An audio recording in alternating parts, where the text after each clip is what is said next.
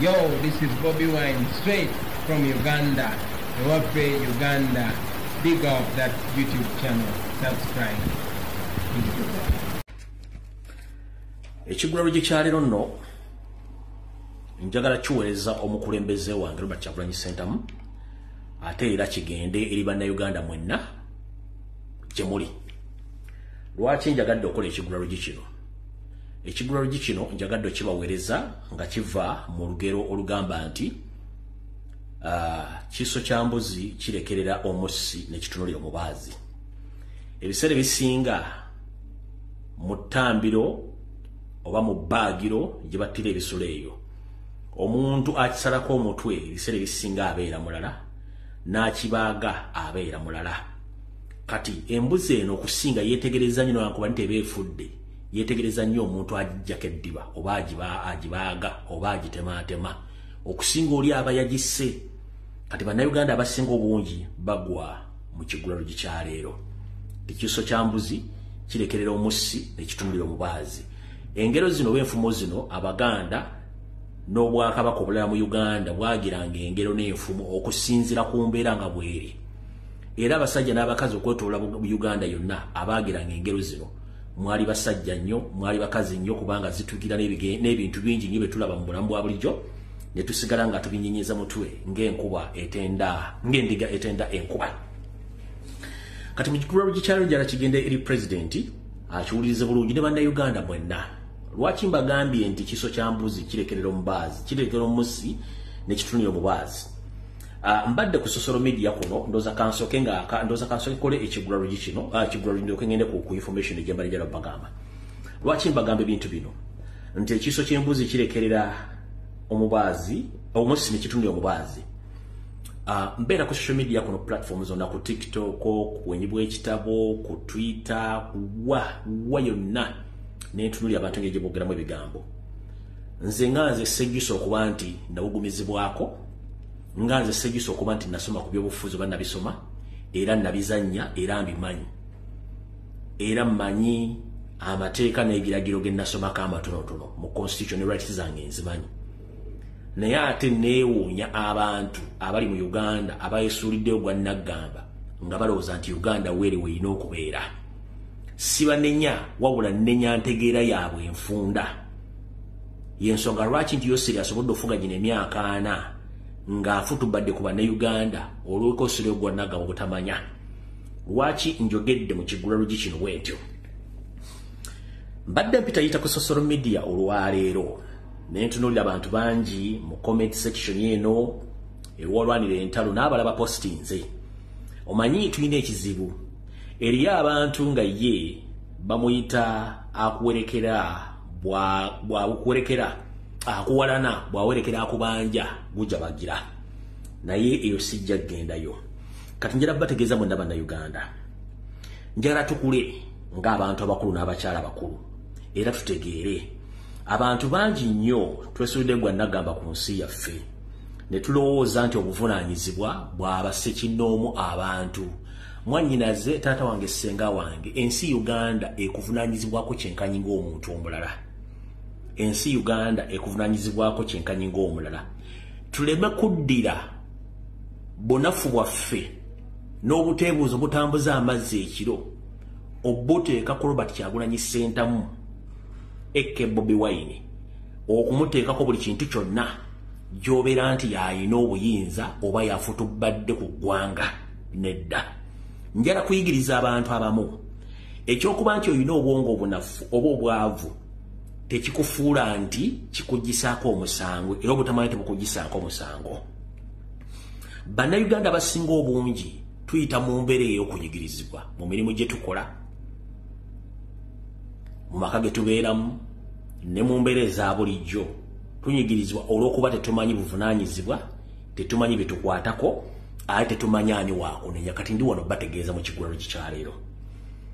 Muganda wange, oba oli munnabyabufuzi oba toli munnabyabufuzi, njala kutegeeza obuvunaanyizibwa bwa gavumenti eri bannayuganda bwe buweereza bw'erina okutuusa ku bannayuganda abasasula omusolo. kiba kyabulyaza amaanyi era kyabwewussa bw'osanga omuntu omukulu ategeera alina n'abaana n'atandika okugamba nti lwaki Kyagulanyi tazimba ssomero, lwaki tazimba ddwaliro, lwaki tazimba luguudo, lwaki tazimba kaabuyonjo. Ekyo kiba kyabulyaza amaanyi era kyabwewussa. Kyagulanyi si gwe musasula omusolo, no, kuba naye asasula omusolo. Kati ye mu constitution amanyi obuvunaanyizibwa bwe nti obanga oli musasuzi wa musolo kikkakatako okubanja gavumenti service delivery. Kati gwe celebrity oba oli muyimbi, oli mutontomi, oli muwandiisi, oli munnabyabufuzi, oli muntu wa bulijjo, bw'okwata engalabi yo n'omumwago n'otandika okugamba Kyagulanyi nti waaki tazimba masomero, oba tazimbye eddwaliro, oba tazimbye eki, okubayita okwebuzaabuza ng'afukaana abantu gonna mazzi. Kyagulanyi si gavumenti, Kyagulanyi muntu nga ggwe. Ebigambo byakola n'ebikola byakola okulaba nga gavumenti eteekawo service oba okola ebintu by'erina okukola akikola kubanga asasula omusolo.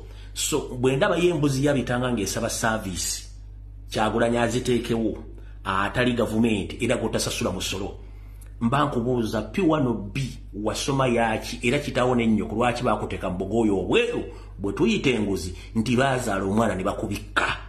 Kale singa bibakamu otulo twabwe ne bafuluta ne neiba n'atenda nga lendedo byazimba ennyumba kyandibadde kisingako nkiddamu. Bw'osanga embaata yaaneti kabuzi ng'eri mu kugamba lwaki Kyagulanyi tazimbye essomero, lwaki Kyagulanyi tazimbye ekkubo, lwaki Kyagulanyi tazimbye balwaliro, eyo ebeera totoloosi singa abazadde baagyebakamu otulo ne bafuluuta ne batendera ndirodi okuzimba. Kyagulanyi muntu nga gwe asasula omusolo. Mu kusasula omusolo kati ebibuuzo byabuuza essaawa zino okwagala okukyusa eggwanga abalaga omusolo kye gulina okukola. Kati bw'osanga embaata ng'ebuuza ebibuuzo byebuuza Kyagulanyi n'omusolo ng'ategeera nti esasula omusolo Kyagulanyi, then awo kitegeere nti abantu amu basaana kuba miggo w'obasangidde wonna. Njala kiddamu bw'osanga omuntu yenna ng'abuuza Kyagulanyi ku service delivery, mubuuze ekigambo kimu, Kyagulanyi gwe omusolo gwo. Kyagulanyi naye asasula omusolo, y'ensonga lwaki alumiriza obutaweereza abantu services balina okufuna mu musolo gwe bakola ki, mu musolo gwe basasula. Kati bw'osanga omuntu oyo mugambe munnange kyatukola bubi, twandibadde tukanga nnyoko n'ekitawonako bwe bali bepiiki okuzaala, bandibadde tebakuzaala kuba twakola loosi, naye bakuteeka mu ngozi nti oli muntu kumbe bakola totoloosi. Kyagulanyi is just an individual, is part of the Ugandans who do suffer like we others. So bw'osanga omuntu ng'abuuza Kyagulanyi service delivery, Kyagulanyi si gavumenti, gwe babuuza service delivery ye gavumenti n'abagikulembera abagirimu abatwala obuyinza. Kati bw'osanga ng'omuntu ng'oyo mugambe munnange oli omu ku ndiga ezaabula terodde ebuddo ng'obudde ebuddo bukyali. So njagadde bategeeza ekigulalo gikyaleero nti obuvunaanyizibwa Kyagulanyi bw'alina bukkakatako naawe. Si bwa Kyagulanyi nga ye. Kyagulanyi si gw'osasula omusolo, omusolo ogusasula gavumenti. Gavumenti gyolina okusaba service delivery. Ndowooza mutegedde bulungi. Kye kibadde ekigulalo gikyaleero kati kifundikire tutandike video olungi yatuleese. Mbalamusizaako mulundi ogwokubiri ennaku z'omwezi 2 aziri ennaku z'omwezi 31 ezaakonka ku mwezi ogw'olubereberye omwaka 2024. Mujje baleko bakomredi mwenna abakola live social media platforms zonna. Ku Facebook oba ku bwenyi bw'ekitabo mbaagala nnyo, ku TikTok mbaagala nnyo, ababeera ku Twitter mbaagala nnyo, ababeera mu comment section abapostinga namwe mbaagala nnyo. Nga ntandika akatambi ka leero okusookera ddala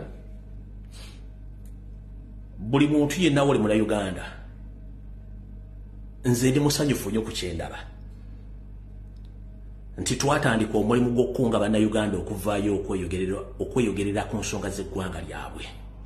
Kitandise otuwa amagoba era y'ensonga lwaki sikyali nnyo ku pressure ejja kukola live nakubategeeza kubanga abaana ekituufu balina waaka, abaana balizoninga abantu. Ekyo kye nali nfa nti buli muntu vaayo oyogere. Uganda si ya Kyagulanyi, Uganda si yange, Uganda si ya Zaaka, Uganda si ya Lutamaguzi, Uganda si buli muntu kikkakatako ebyo byetwogera bikkakatako okubyogera. As long as nti obesinze ng'olumba abali mu gavumenti abali mu kubba ensimbi n'okwonoona eggwanga. Ekyo kyali ekigendererwa kyange era nze njagala okubaza nnyo mwanga komredi mwebale nnyo mwebalire ddala. Oba okoze ya ddakiika 2 oba ddakiika 5 as long as you've explained each and everything on social media platform kulwa bannayuganda batasobola kweyogerera bakomredi mwebale nnyo mwebalire ddala njagala obebaza kubanga guno omulimu gwali gutuzitolera abantu amu abantu balose mouthpiece yokwogera buli kimu nedda njalo bebaza nnyo balikola kubanga lwe yalwa mu nnyindo tulwekola ffeka njalo bebaza nnyo mwe bali tuwuza ku mulimu ate enkubiza omulanga n'abala muveeyo mwogere eno constitutional right yo ne bakutwala mu kkomera osigaza right yo kubanga obadde oyogera ku eggwanga lyo mu constitution esemateeka asooka akawaira akasooka gamba nti power belongs to people yensonga lwaki uganda people power our power toyina musango gw'owokoze era toyina tteeka ly'omenye okwogerera ensonga ezikwata ku ggwanga lyo n'okuba nti otegeeza ababbi nti babbi enogiyita awo tuvudde nno tutandike simanyi tutandikire ludda wa kyesimanyi tutandikire ludda wa ndowooza katutandikire ku diversions njala bategeeza mu n'Abannayuganda nziza ku social media nga mbategeeza ebigambo bingi nnyo ebibadde tebimanyikiddwa naye nga byawandiika abazungu babiwandiika ne bibeerayo nimbikolako okunoonyereza ne bimasomesa ne mbitegeera nabasomesa ekigambo ky'okukyusa amawuliro gajja kubajja ku kintu kyobaddeko kiti kibayita diversions ne mbasomesa stunts bwe ziri buli kintu mukitegedde tulina ensonga nkulu nnyo ezibadde mu ggwanga wadde documentary president bagezaako nnyo gikuba nga bakozesa stunts ne diversions kubanga yatuse mu ggwanga badde bagiraba Museveni n'atuuka n'okulagira abasajja banoonye batandika okunoonya Vijemun banoonye ne omusajja mukulu Shaolin Khan okuba nti babanoonye lwaki bavunudde vidiyo eyo kati wootegerera nti abasajja bano buli kimu bakitya omuntu gwe bayita interpreter oba akyusa ebigambo abantu okubyongera babitegeere bulungi nnyo n'otuuka omunoonya nti omubuuze lwaki wakyusizza vidiyo eyo kitegeeza okutya kw'abasajja kuno ku bangi ffe tujja kutya kuba bwe tunaatya teri bagenda kwogera bigambo bino so njala bategeeza bagezezaako nnyo okwagala okuba documentary president okulaga abantu obutemu bwa Museveni kyekisookera ddala ekyokubiri bagezaako nnyo okuteeka wansi ensonga ya supplementary budget bagezaako nnyo okuteeka ensonga y'okubanja baganda baffe bonna abaawambibwa n'abattibwa ngero kwebaza abakulembeze ba national platform ne balooya abatuta omusango mu high court okuddamu buto okudimandinga baganda baffe abaawambibwa kati bwemulaba ebintu bino nga bigenda mu maaso kiba kitegeeza nti bagezaako nnyo creatinga diversions okutujja ku mulamwa mukitegedde bulungi nnyo kati katusooke mbasomesa akantu kano akala mukategeere omukulu gwe bayita Garrison Wambuyi ababadde abasinga obunyidoza alinyera gravity omutujju mayira gravity omutujju amanya ge originale amazaale ye Garrison Wambuyi aga gravity omutujju eyo stage name ubagiganonya sente bulo bakanjala babukusaliremu era babukuwereze bulungi nnyo muganda wange Garrison Wambuyi nkulamusiza akaspenti oli bulungi je baliko gyotusaako engalo nze ngenda kwawukanako n'abantu bonna abakedde okukusomesa n'okukubuulira njagala nkubuulira amazima gali bwe gati tukimanyi bulungi nnyo nti gw'omu ku bavubuka abanoonya okubeeza obulamu bwabwe mu ngeri yonna esoboka oba ssente ozifunye otya kasitoba ng'ozirina naye kyannaku nnyo okuba nti bagenda kukozesa ensobi gy'oli ejjusa mu bulamu bwonna ensobi eri ludda wa ebiseera bisinga eyatya okubuulirirwa asisinkana ebizibu bingi nnyo kyobula baga nti obuteebuuza butambuza mazzi ekiro muganda wange Garrison Wambuyi eke gravity omutujju industry ento gimazeemu bbanga ddene katonda badde akublessinze n'emikisa naye olw'okuba nti okulyankuzibwa kyekizibu n'okwagala okugaggawala amangu kyekizibu kyammwe yensonga lwaki Museveni ne Sale Musale banoonya nnyo abantu abangwirwa okufuna okwagala ensimbi n'okufuna ffeemu bakozese nga tebeerowolereza kati gw'omu wagwa mu katego k'abaana abaami oli mwogezi mulungi tukumanyi era otinkuula entalo lekafulu naye tonnafuna akukyalenjinga naye gye bujja ojja kifuna mu bujjuvu nga bw'okyagala ekisookera ddala okuva nga General Kayihura akyali Inspector General of Police yakukontaktingako nga Kyagulanyi yakamala okufuuka MP ogezeeko okumulumba yayakusuubiza $2,000,000 oze bakozesa okulumba Robert Kyagulanyi Ssentamu ng'akwewala ekituba tukimanyi mu records kimanyi ekyokubiri bakozeseza nnyo okujja okulumba Robert Kyagulanyi Center munaakusiirikira kubanga talina budde oli mwana muto ekyokusatu ne bondo ziribanga mu nfuufu engalo zino tezenkanankana waliwo omuntu abakusinga aba yakusinze tosobola kwenkana Kyagulanyi ate tuli bakyagulanyi ne Kyagulanyi tasobola kubeera Garrison Wambuyi Kyagulanyi kakkana n'akatono koolina baleme kukozesa nsobi wasinzidde gye wasinzidde n'oyogera ebigambo bino obuvidiyo buno mwabula naye ninawe ngenda okubategeera mu mutaategedde obuvidiyo buno mwabulabye naye ngenda kubanyumira musooke mutegere ekintu kino omwami ono yayogedde ebigambo bino wammanga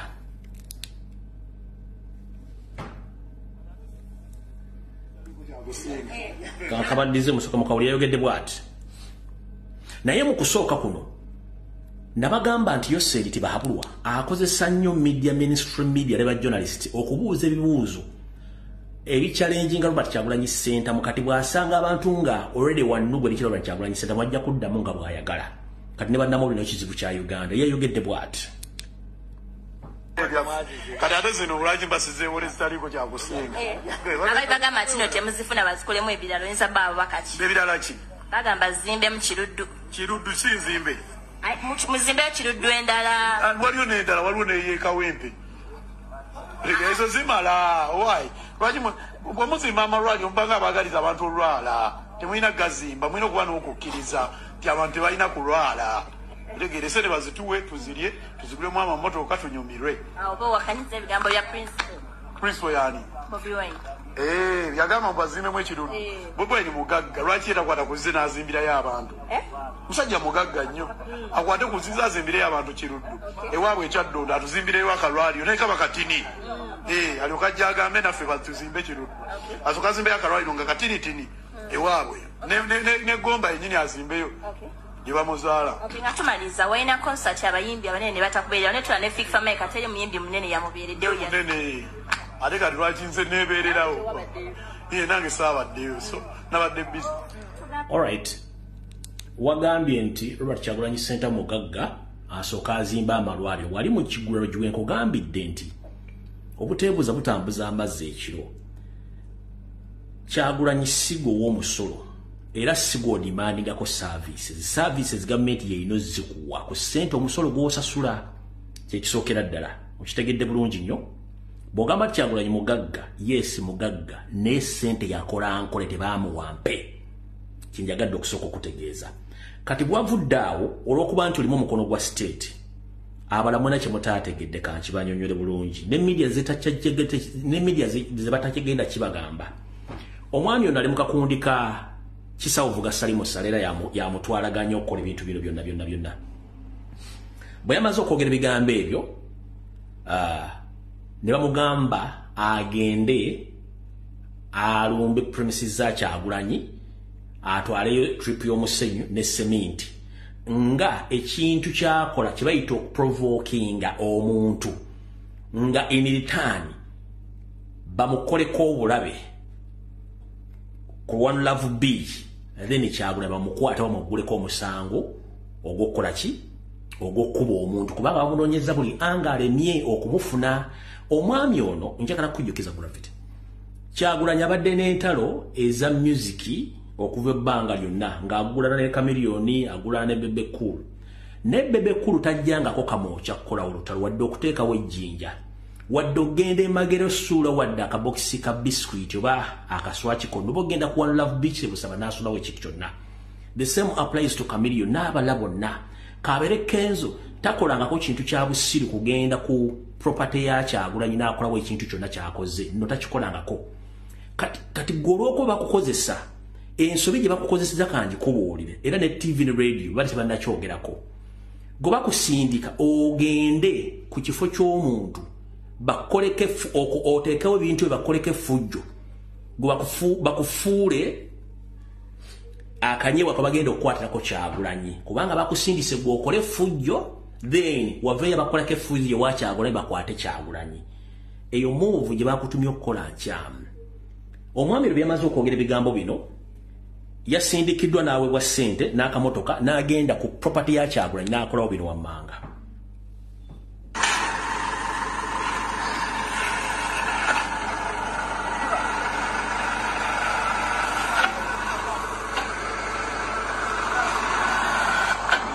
Love Beach e Busabala contribution yange gye nabasuubiza yiino sementi omusenyu just tusaba principal atuyambe atuwe 10 ku 10 ku Busabala ye artist yasinga ettaka okitegeera so njagala tu leading by example tusobole zimbawo eddwaliro erisobola ozaalisa abakyala okitegeera abakyala b'e Busabala bafuna nnyo obuzibu nga bagenda okuzaala ekiruddu Zagala zimbe eddwaliro balina ebbulu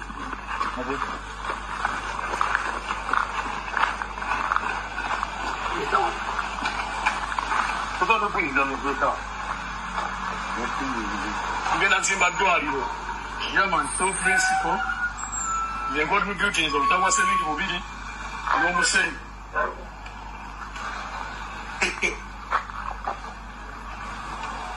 obutawa sementi 2 n'omusenyu n'abala batandikirawo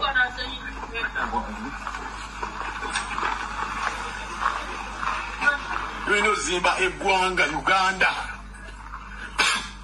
omusenyu guze sementi wuuno n'ebirala tubeera n'emitayimba tugenda leeta tugenda zimba eddwaliro e Busabala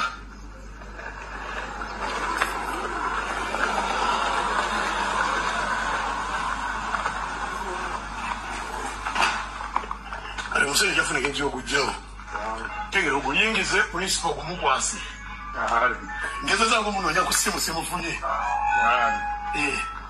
nekati Zibilese tuzimbe eddwaliro yama just weraga 10 ku 10 yabo alufeni fulengeri gy'okuyingiza kale kati mukulu Garrison Wambuye ekyo kyokoze Salimu Sali yakutumye okole kye bayita provocation kubanga state ebaddewo already ng'erina kyerindidde ne media yinza okuba nga ebaddewo somewhere somehow nga balinda reaction naye olw'okuba nti mwe mulowooza nti buli kimu kigenda kubeera ky'amaanyi era nga mwagala kukwata Kyagulanyi buli mu ngeri yonna esoboka ekyo kikyamu mukulu ekisookera ddala ekyo kikolwa ky'okoze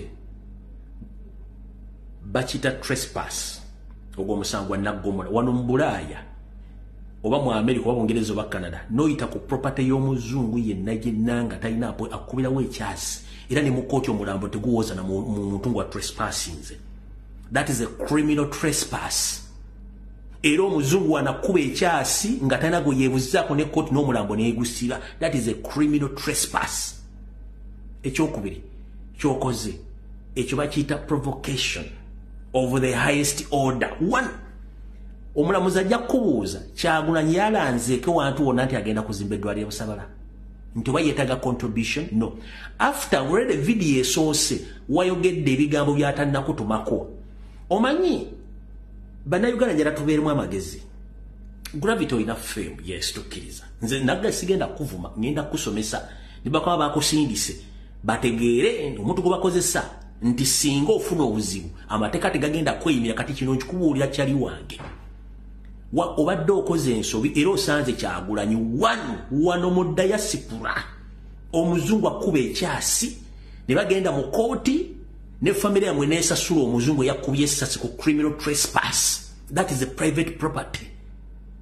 Toteekeddwa kusaalimbira wantu wa muntu nga teyakuyise. That is a criminal trespass. Ekyokubiri kyokoze bakiyita provocation. You provoke someone nga takuliiko nga tannayogerako nti ayagala contribution yonna okuzimba eddwaliro gyogenzeeko. It's a One Love Beach Busabala. It's a beach, not a construction site nti bazimba. Baganda bange njagala muyesereza Museveni ne baleme bakozesa mubeeremu n'obwongo obutonotono butegeera. Singa osanze muntu mulala bajja kukuba ofe omulambo guguyendega ne muzadde takyagenda kukola. It is a big mistake. Eyakuwadde amagezi wa Salimu Sale nga n'abasirikale babadde waawo okwobuzavinga n'abamawuli. It is a mistake. Ekibakozeseza kintu kikyamu nnyo. It's a criminal trespass. Wano mu America, mu bazungu, Canada, omuzungu akubirawo ekyasi n'omusango tegugenda mu kooti oba owedde. Okutte material mututte ku One Love Beach Busabala. Kyagulanyi tannayisa statement yonna nti ayagala contribution nti agenda kuzimba ekintu kyonna. No, it's a One Love Beach. Gwogenze olese material ku property ye omutaddewo video weziri musokokoze songa state nakutuma kukola bintu bino. muganda wange ojja kufiira bwerere amateeka tegagenda kusevinga kabere mwana wo Kyagulanyi abadde n'entalo mu music industry nga balwana ne Bebe balwana ne Kamiri balwana ne Kenzo siraba nko Kenzo ng'agenze ku property ya Kyagulanyi n'akolawo fujjo siraba nko Bebe ng'agenze ku property ya Kyagulanyi n'akolawo fujjo siraba nko Kamiri ng'agenze ku property ya Kyagulanyi kabere muyimbi kino naye kati gwe Garrison Wambuyi eyakajjokko okulima bakukozesa ekintu ekikyamu kimanye nti ensi erimu amateeka abakufuga oba bakusuma abakutumye okukole bakozesa nsobi ensi erimu amateeka bajja kukuba nga netteeka we lisoma omusi ofiiridde bwerere bakuziike nnyuka ate akaabire bwerere. By the way, singa osanze geeti eriko asikaali nga kwali bano bawumba kaali abadde asobola okukuba ekyasi n'oyitaawo mugenda ogenda mu kkooti okubuuzabuuza ng'ogenze. Muganda wange wegendereze sente bakuwa range rover eyo kati yekutawanya ne sente zizikutawanya. Oba okikola nga diversion, it's okay. Naye too much of everything is always a problem. Lwokola ekintu n'okisussa ojja kufuna obuzibu. Osobola kubeera ku social media platforms onolumba Kyagulanyi nga bw'oyagala, no problem, but okiteekamu action ng'ogenda ku private property n'oteekawo ekintu ky'otaddewo nga tokkiriziddwa, that is a total nonsense. Bebaga nti obutamanya tebukugisaako musango. Omulambo gwo gujja kufa nga gufiiridde mu bikolwa bikyamu ng'ogenze ng'owedde. Nze gesigenda kuvuma nga bwe bakulumbye n'okubuulira what is the fact is nti yebadde minsobi, criminal trespass ne provocation. Teri agenda kukubako, teri akubyeko, otambudde bulungi nnyo n'ogenda ovuddewo, ogenda kulooza nti kyokoze ky'amaanyi, ne w'onoofuna mukwano gwe agenda okukubuulira kabiri mukazi ajja kugamba nti wakoze ensobi. Nga bwe nagamba wano musuuza ne mugamba nti ssente bagenda zikuwa yes. Bwe bakusuubiza obuwumbi 13 oyinza okufunako obuwumbi n'esiga ne bazirya ate ng'olina ozisasula mu full payment. Kiki ekya happenings? Sente bazimuliddeko ezisinga obungi n'ezimu taziraba ate ng'alina okulaga accountability. Naye nga nabimugamba wano ku live ne mugamba gw'ozanye ne state bakutadde mu fix, balina okukosa bye baagala, kati olwedde mu fix, kati gw'ozze sigenda kulwako nkuvuddeko, njala tugende ku nsonga endala. Neze nkugambye bulungi nnyo bwe bakozesa sobola oteekemu obwongo. Amateeka gagamba ki? Gwe nnumba agamba ki? Takuyinaako buzibu. Kozesa obwongo. Awo tuvuddewo. Njala tugende ku nsonga endala.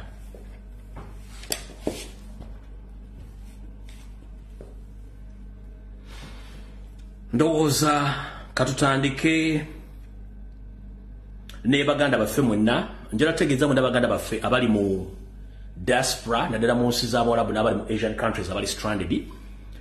Njala kubategeeza nti emiranga gye nakuba no ku social media ebbanga lyonna givuddemu ekirungi nti olwaliro ensonga zammwe zitebolingiddwa mu parliament ya Uganda, era parliament etegedde ne government etegedde n'ebiteemuwanga bisinga obugimaze okufunako kopi ku nsonga zammwe. Ntegeeza baganda baffe abali mu United Arab Emirates, abali Thailand, abali Myanmar n'abali Egypt. Member Parliament wa Kyaddondo East ng'era ye Shadow Minister wa Foreign Affairs omukulu Nkunyingi Muwada mu Parliament ya leero atebolize ensonga zammwe era ebitongole bisinga omungi bitegedde twalaba na Uganda abona era mwe bali nnyo kusaba nti omwami ono omulimu akoledde ddala. Ebbaluwa yeeno era Parliament efunyeeko kopi ku nsonga zammwe na buli kimu mwenna. Ebbaluwa kanji basomere bazanyira akatambi. The Office of the Deputy Speaker 30th June received Parliament of Uganda. 30th January 2024. Right Honorable Speaker, arise on matter of the national importance concerning Ugandan nationals taken hostage in Myanmar, former known as Burma, by rebel group. Thousands of Ugandans detained abroad.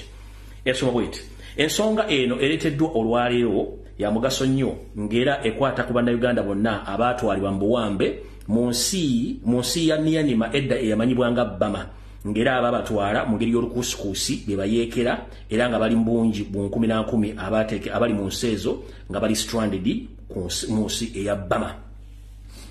I have credible information and correspondence from victims that hundreds of Ugandan nationals estimated to be 450 are being held as hostages in Yanimba by alleged rebel groups for months now. Most of the victims have traveled for work, tourism, education, and under unclear circumstances. Many narrate that they had been promised work in countries like UAE, Thailand, but later diverted. Many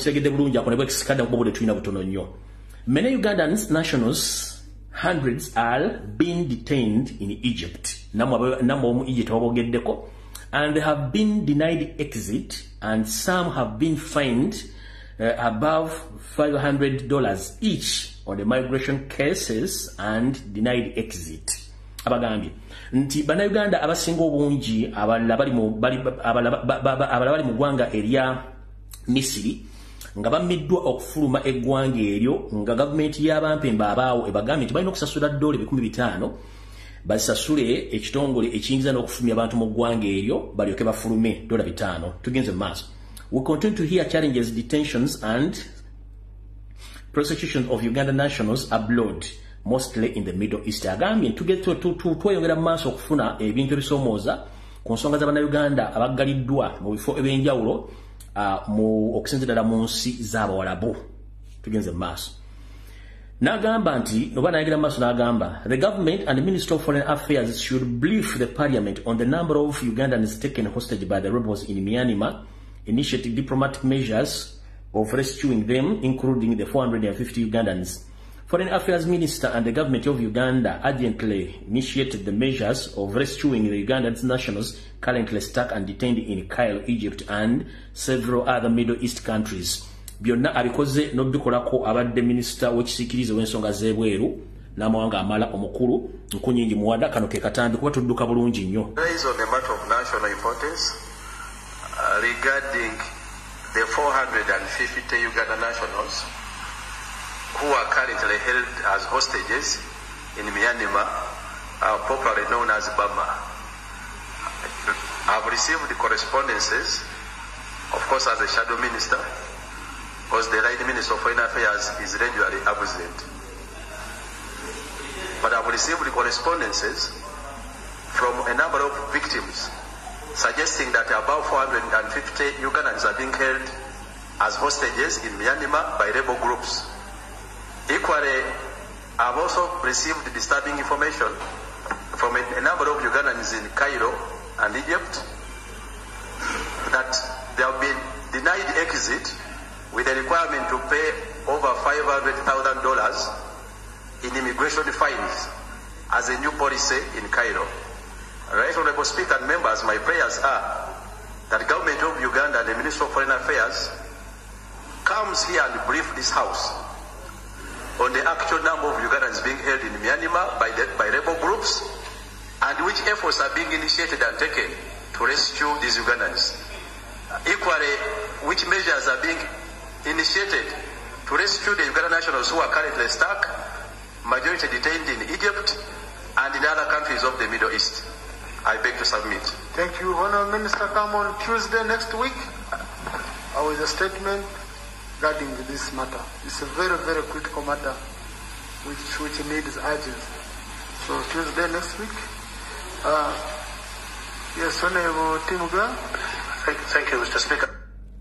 Ndowooza mulaba omugaso gwa social media n'okufulumya information n'ogisaasaanya ebiseera ebisinga tufunamu kiki ekyokuyiga.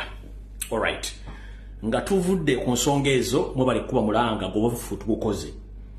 Njala kwebaza nnyo abakulembeze b'ekibiina kya National Platform ne Secretariat ne balawyer ne leader of opposition mukulu Joel Ssenyonyi olw'okuba nti omulanga gw'okuwamba n'okununula bannaffe tekunnakoma nga olunaku lwajjo bagenze mu High Court ne bateekayo okuwaaba kwabwe nga baagala gavumenti mu bunnambiro erage abantu baabwe.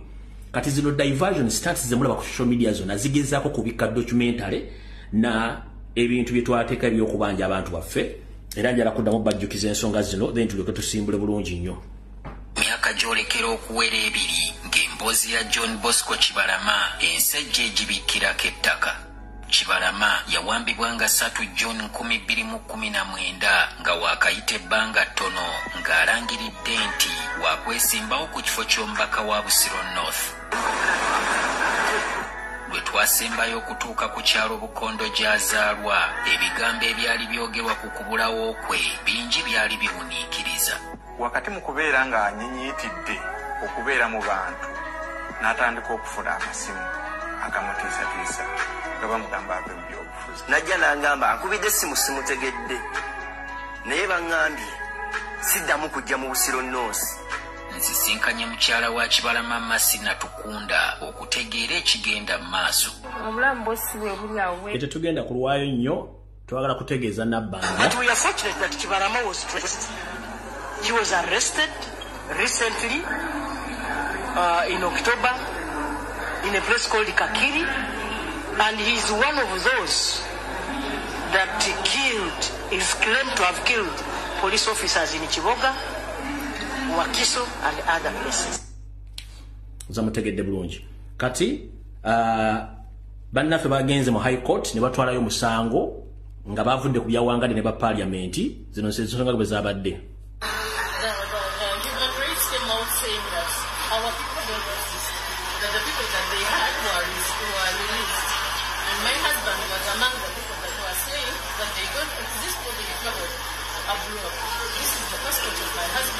And this is the national ID.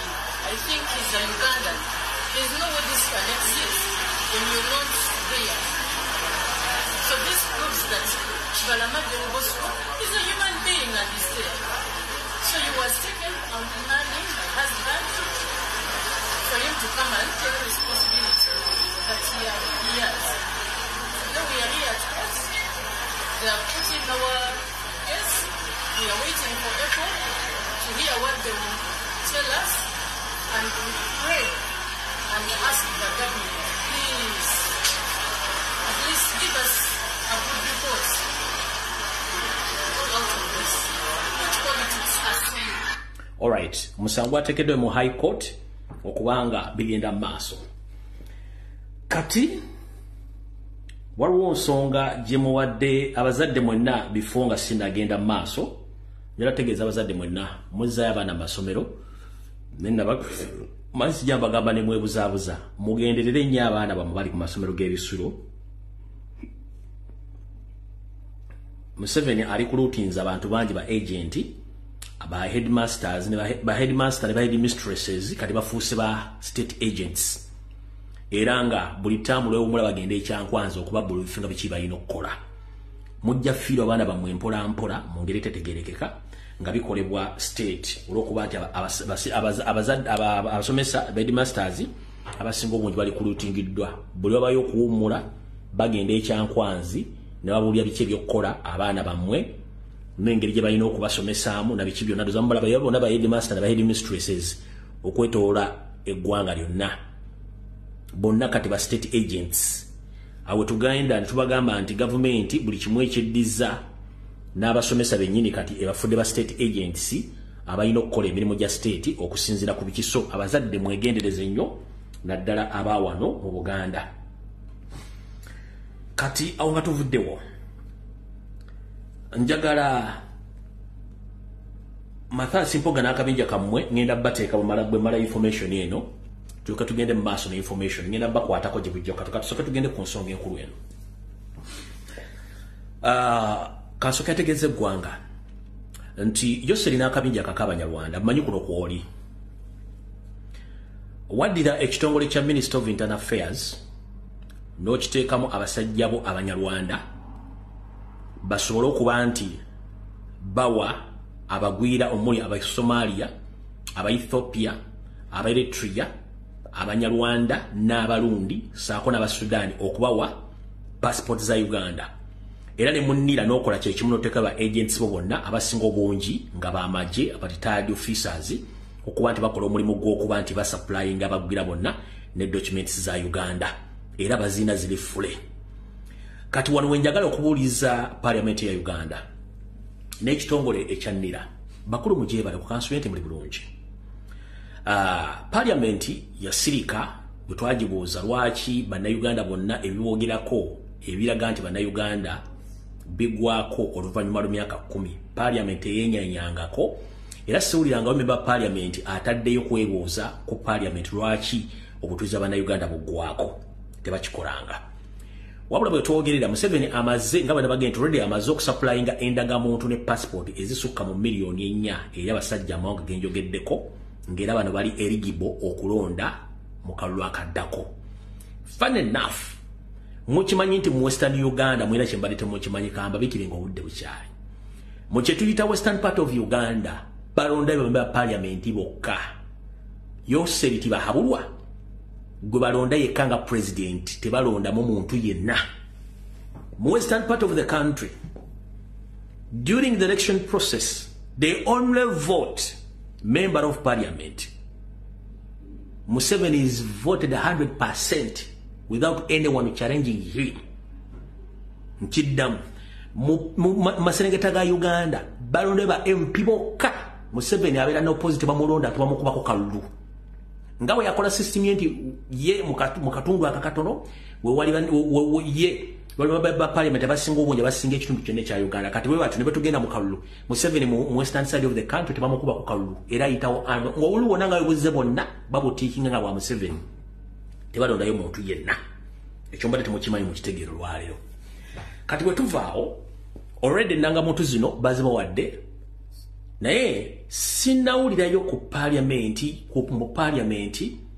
oba minister yenna alese discussion oba okwemulugunya oba complaint yonna mu parliament ng'abuuza yes endagamuntu kale first phase zaweddeko emyaka 10 phase endala endagamuntu zino zigenda kubeera officially open nga teziriko expiry date oba no teri member parliament wadde yatadde submission kubuuza tugenda kusigala mu senga vanga vuddemu ng'era emyaka 10 butuuze bubugwako oba sinnawulya muntu yenna mu nabya bufuzi abuuza kigambo kino kubanga bandi badde basooka ne babuuza nti abaaye ffenna bannayuganda endagamuntu zaffe obutuuze baffe bukoma emyaka 10 nti yes naye ffenna tuli bannayuganda tetuteekedda kubanga obutuuze baffe buliko nti ye naye endagamuntu zaweddeko bagenda kuteekawo empya nti ye naye z'empya zigenda kubeerako ekkomo zigenda sigala nga nzigule tewali yakyogeddeko buli omu asirise kati twali tuli awo nga zireese abasajja bannira ne boogera ebigambo bingi nnyo era ebbaluwa nagifunyeko kopi bagibasomedde dda naye njagala nomanyi nze nna bwe nsoma ebbaluwa zange zino abala gye musasobola ziraba bagamba bwe bati bagamba the Directorate of Legal and Board Affairs Legal Clinic Notes for Staffs Release number 06/2024 Mbweno note yafulumye nga yaba staff members bokka abannira kati nensoka nembooza ekintu ekiri ku national level nga kikwata ku buli munnayuganda yenna ofulumye otya note ng'ogamba nti yaba staff members in the first place ekyo kikyamu. It wasn't a staff note. It's a general public note. Kino ekiwandiiko kyali kikwata ku munnayuganda yenna. Kigambo bwe kiti. Did you know nti obadde omanyi renewal of national identification cards okuddamu okuzza obuto endagamuntu za Uganda nkabadde mu bulungi nnyo bataddewo ensonga ziri 5 ensonga esooka egamba bweti under section 69 of 5 registration of the Persons Act 2015 upon expiry of the national identification card neither on the application for the holder new identification card bakugambye nga basinziira mu kawaayiro nkaaga mwenda ak'okuwandiisa abantu ak'omwaka 2015 kanaatera okuggwako ak'endagamuntu z'abantu n'olwekyo ekitongole kiwandiisa endagamuntu ekyannira kitegeeza nti bagenda kuddamu okuzza obuto endagamuntu z'abantu. Bagenda maaso. A holder of expiring national identification is required to apply for renewal to NIRA in form of 9 at least 2 months before the expiry of the card. Regulations 23, regulations of the persons, regulations S1/67 of 2015 bakugamba. Omuntu yenna nga endagamuntu yegenda kuggwako yeetaaga okudda mu buto okujjuza afune endagamuntu ye empya. Naye nga alina kikola ng'ebulayo emyezi 2 gy'alina nga tennaggwako okusinziira mu buwaayiro buno baatadde wansi bwe mbasomedde. Kati wano kansooka ensimbi wakati mukulu akola ekitongole ekya NIRA ne Minister of Internal Affairs. Bwe tugamba nti omuntu mutuuze wa Uganda yazaalibwa Uganda munnansi, ate kijja kitya nti mumugamba alina okuwandiisa ng'endagamuntu etennaggwako emyezi 2 nga gibulako okuggwako. Kitegeeza nti Munnayuganda okufuna obutuuze obujja alina okufuba okulaba nti kaadi eteggwa obutuuze bwe tebuggwako myezi 2 okuddamu renewing. Kati wale wali okusoomooza oba wali okulina okukombesa wano. Omuntu wabeera munnansi ng'era nzwala ya Munnayuganda, tewali kawaayiro konna mu constitution kamulaga nti adduke mangu nnyo registering ng'obudde tebunnaggwako. Bwe buggwako olwo akwate ennyonyi afulume eggwanga oba obudde buweddeko oba yebbike mu ttaka abuliremu ensaagi vemu aleme kuddamu kufuuka Munnayuganda. Nze mbuuza wakuli ekitongole kya NIRA. Yes. Munnayuganda kawaayiro ki mu ssemateeka akamukaka okuba nti ateekeddwa kuyitwako ennaku eza kaadi ye nga ziweddeko okuddamu okwewandiisa. Bwe ziggwako nga tasobodde kufuna budde obwo oba nga tasobodde kusanga budde obwo, akwate ensawo yafuluma eggwanga afuuke munnansi mulala oba yebbike mu ttaka, yebbe mu ttaka, abulye mu ttaka nti ye Munnayuganda bumuweddeko.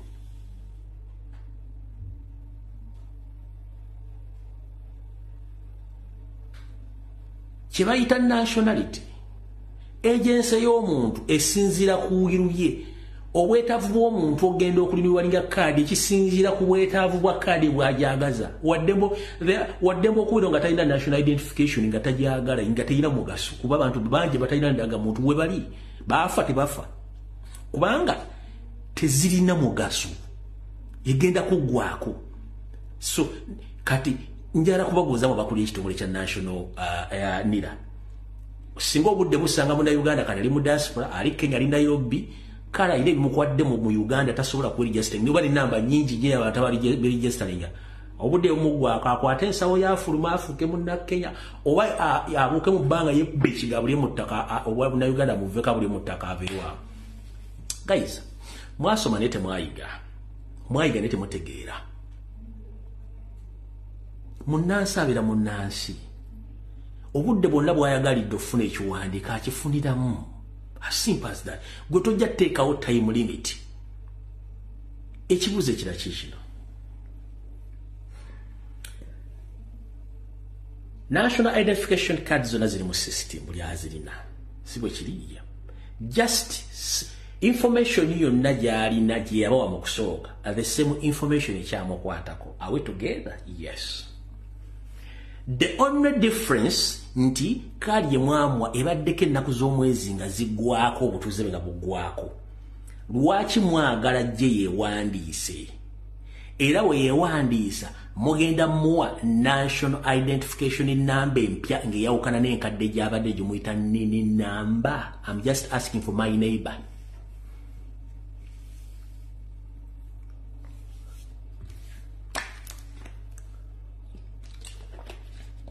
Refugee Museveni, and you have fought for fellow refugees.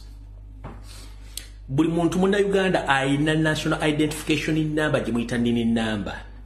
Ekyenjawulo nti akadi ebeerako egenda ku expiring after few months. So bwe muga abantu baddemu beregister bagenda ku registeringa ki information era mu data system eri gye bamuzaala kitaawe nnyina family yonna bwebiri. Kati just emmi agenda mu computer edit expiry dates zibeere open as simple as that. Print the national identification mugiwa omuntu kubanga nini namba ye esigala nini nagiraga obwanna Uganda mugenda bawe namba endala ngeyawukana kweyo. Nze mbuuza mugenda bawa nini namba endala ngeyawukana ku namba eyo gy'alinako ku expiry card ye enkadde. Mbuuliza mukwano gwange oba neiba wange nono ali ku ssimu wano ze mbabuuza. Mu nsi ezaakulaakulana, the moment you get the national identification number oba gye bayita social security number ebeera yo mpaka lwe bakuziika tekyuka tekwatibwako. Kati mweyamwe gye mugamba tubadde registering mugenda kukyusa nini number. It's just a matter of going mu computer mugende wali option expire mugijjewo muteeka akagambo open, that is it. Muteeke olunaku lwagifunye wali ku expiry date ebere open, that is it. As simple as temwetaaga na kufuna series bamu supplementaries maybe that is nonsense, total nonsense. Nze mbuuza bakulu mpozi bano mbagala nnyo kamaro bazaayi wano bano tebana kye basobola kukolera ggwanga bano abo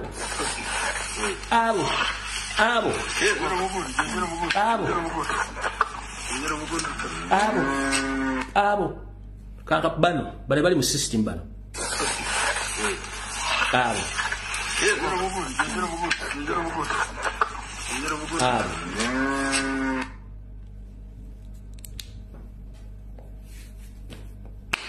kawo mentality bali mu system.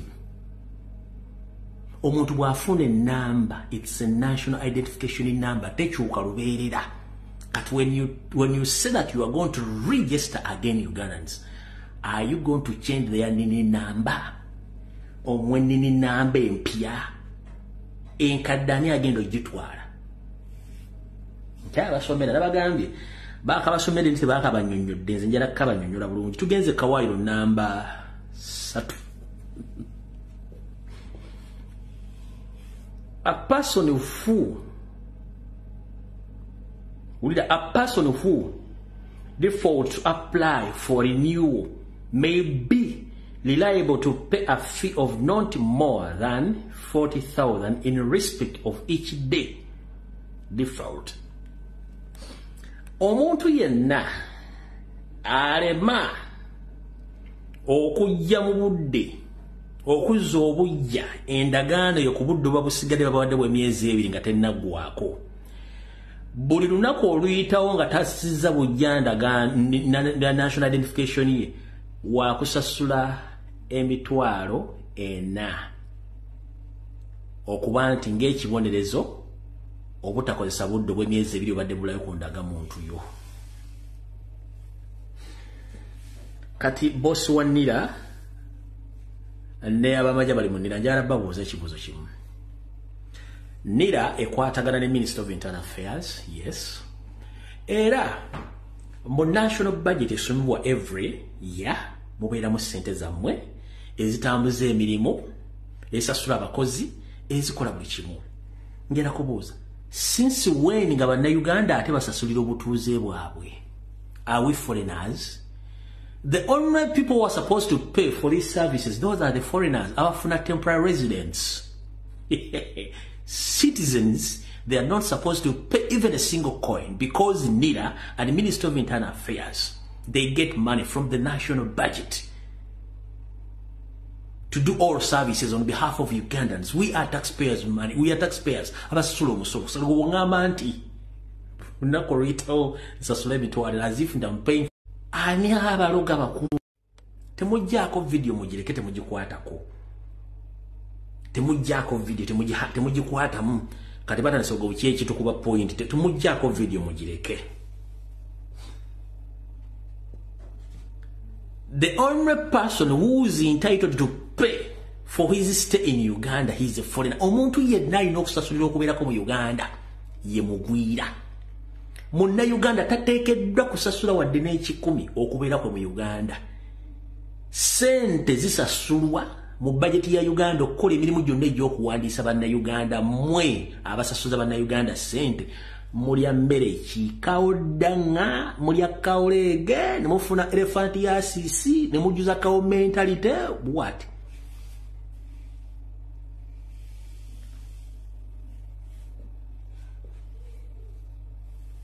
Tugenda mpola. Video bagitoga mujja gisangayo ngeri bulungi. Tutaga tujja balizo ninga nga tetubawe modde tetubavumye tetubakoteeko just mule bulizinge uli akasajja ku mutima akakotokote kyekikubye point neyi ekisajja bino bisajja byatubire nga tukuba point mbagambi bitubula mu Uganda bidda mu luzungu by'abantu babitegeere teri mu na Uganda ateekeddwa kusasulira butuuze mu Uganda tekisoboka. Omuntu asasulira obutuuze bwe buli lunaku olukya ye mugwira.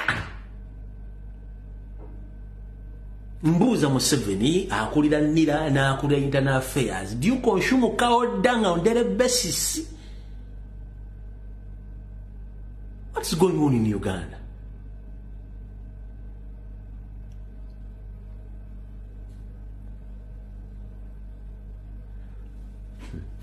Because the more you stay in cows, the more you behave like cows. No problem. Continue. Temufire. Yoko mokubira n'entolooza ng'ente era okola ng'ente. Continue. No problem. Mubikole. Akawairo namba 3. Tugenze kawairo namba 4.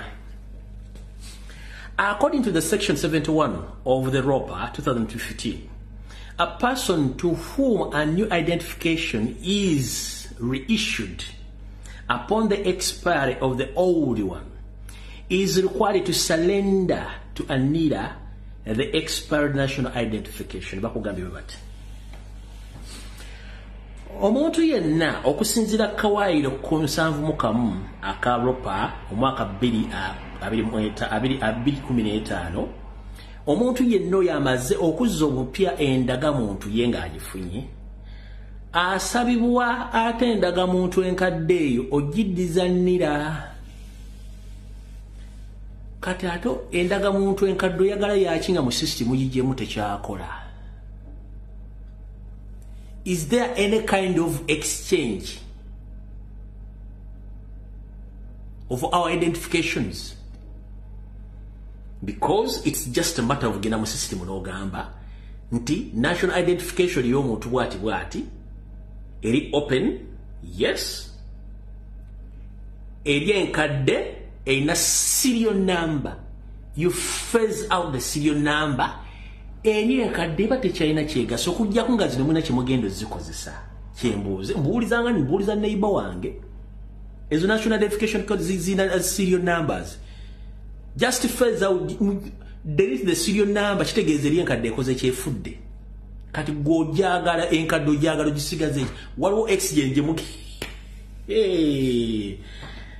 Kale bambi muli nnyo obusabwa mwe tugenze maaso. Number 10. Please note that under the section 69 of the LUPA 2015, the expiry of the national identification card does not amount to expired citizenship of the person. This implies that it is a national identification card that expires. The national identification card nini does not expire. Ndako netaka galubindi kiki kana akasemba kalibwe kati. Please note that under section 69 of 6 RUPA 2015, the expiry of national identification card does not amount the expiry of citizenship of a person. This implies that it is national identification card that expire.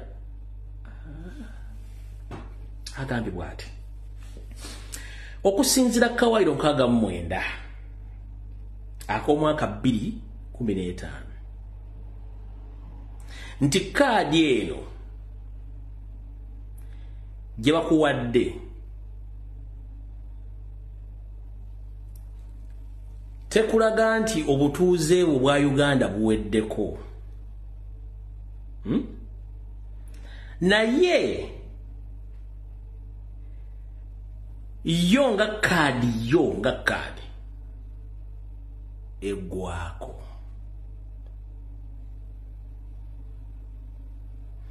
Era ne bagenda bagamba nti nini namba yo tegwako. Kati bannange twajjula ekizibu. Kankabadde mukano mukategere bulungi nnyo. Akawairo namba 5 akasembe kagamba bwe kati. Please note that under section 69 of 6 RUPA 2015, the expiry of national identification does not mount the expiry of citizenship of that person. Okusinzira mu kawairo nkaaga mu mwenda akomwaka 2015 nti national identification card yo tetegeeza nti gwe obutuuze bwo buweddeko obwa Uganda oba bukuvuddeko. Naye mbwe era kaadi eyo ate yo ekaddiwa. Era ne bagenda bagamba nti ate yo nili namba yo te expiringa. Kati the new renewal or registration of the new identification card mukola zaki. Bombo clat kamana once again mukola zaki. If the national identification of Uganda doesn't mean that my citizenship has expired. But the card expires. Then later the DIN number doesn't expire. Kati ate mungamba newandise kuki. Bwebanga DIN number te expiring kati ate wachi mungamba ne registering.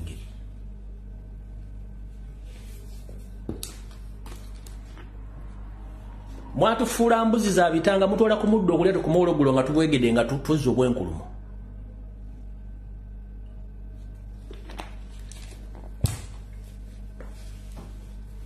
Mwe bandoga nabo bafula mbuzi mutola ku macha kulya muddo zigenda zigana bwe zitugendere ziri zikomo zibwegede zijja zizo obwenkulumo zikoma ologulo bazitadde mu kiyumba. Oluzungu lwe simanyiro mwawandiise oba mwabaluwandiise mo batami be mwawandiise. Wogamati nili namba tegwako. Yes, tegwako. Ate era kadi yo yegwako. Naye ati ne bwebe kadi eweddeko tekiri nti obutuuze bukuvu kati registration renewal yaki.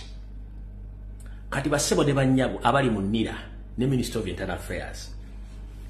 Temutulwaza kamunguluze, temutulwaza birowooza abantu balina ebirowoozo olwedde. School fees zizo, Bedimasa bakuba amasimu baagala sereza bunga, baagala bijanjalo school fees alinnye, pulesa azirinnye, sukaali alinnye, alusa alinnye n'omunyo guli mbigere abantu balina omunyo mbigere guttuse. Ate mbaza mono kasasiro wamwe. Ekintu kiri kimu. Buli muntu alina national identification ye yewandiisa. Muntu muyita agende ku NIRA, musabe national identification mugize mu system mugende wali mu ekole edit mutekewa kagambo open as simple as that. Asigaze kadi ye, asigaze nini namba ye, as simple bwe teketaaga nnyo simanyi kubira simanyi Bin Laden simanyi kubire Osama Bin Laden simanyi kubire Gaddafi akomo simanyi abanyonyole byokola no. It's just a matter of details z'omuntu mu system mweziri. There is no kind of renewal, just mugiwa kagambo current expiry dates muteeka kagambo open.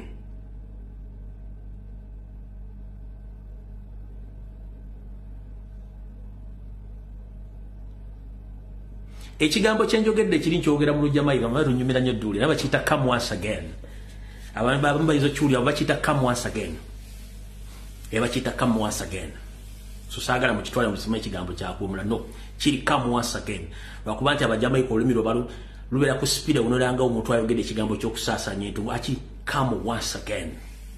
Kati mu mukyuli mwe mwagala nnyo byononese mukitegedde bulungi nnyo. Ya bachi kiri come once again. Kale muchulira Abajamayiga abakyogera abantu benkyogera ngo musajja bano kiri come once again naye omujamaika yamanyi ngeri gyakikolawo kati mune kibanyumira mukitegedde bulungi nnyo so yeyo nnira yammwe nga bazivunanyizibwako be bano wano wammanga bebo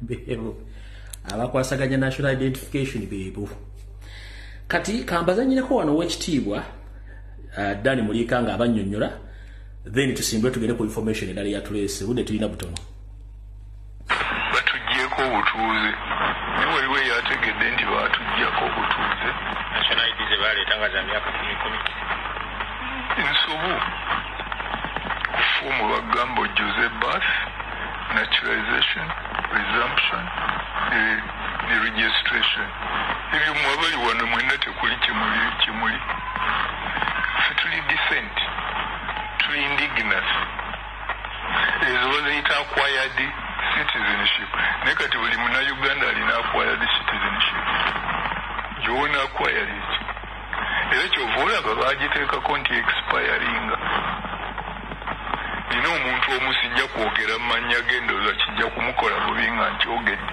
naye luli yalabika nga nziramu ng'alowooza nti ategeera nnyo kubatuula mu paalimenti eyo anza n'okuba nga yaliwo NRM naye ndi mu bino mubiyisa mutya mu paalimenti ti lwaki obeera n'obeera ne expiring okuba omuganda oba omutesi oba omukyoli anti tobitegeera fikyazo zikyuka kyebava bayagala every 10 years oddeyo ofuna akafu akagundi akalala nano nalowooza nti azzeemu kyamagezi nemugaa nti mu bigambo by'oluzungu yali expire teriyo renew tewayinzaga nti renew your pictures okulaga naye ne boona renewinga guuli gwe baakuba mu luli era gwe yazaalibwa wano tokyukako ne passport wezibadde tubadde by descent akati nakyo passport baziggyewo bagende bakoze e-passport abantu abasinga ne bakujja ne bakulima tomanyi omulembe gugenze mu maaso tuligwe naye bakuggyeko obutuuze nga tomanyi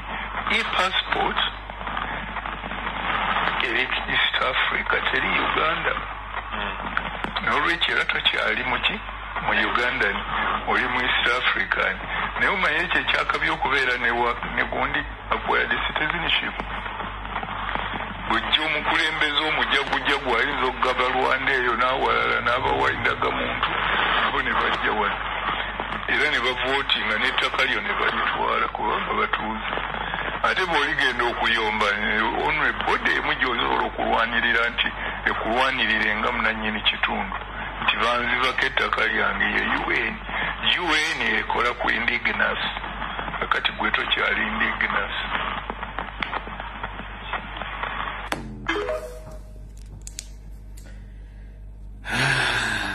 Uganda zabo nga sigwa omusima tetugenda kulwawaawo kati bano abasajja batambula bakola business buli wamu beba Ethiopia bakola business buli wamu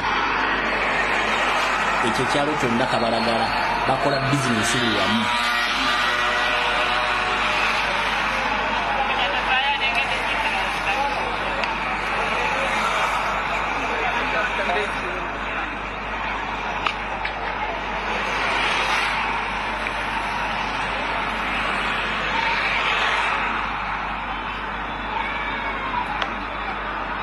ezo na business z'abagwira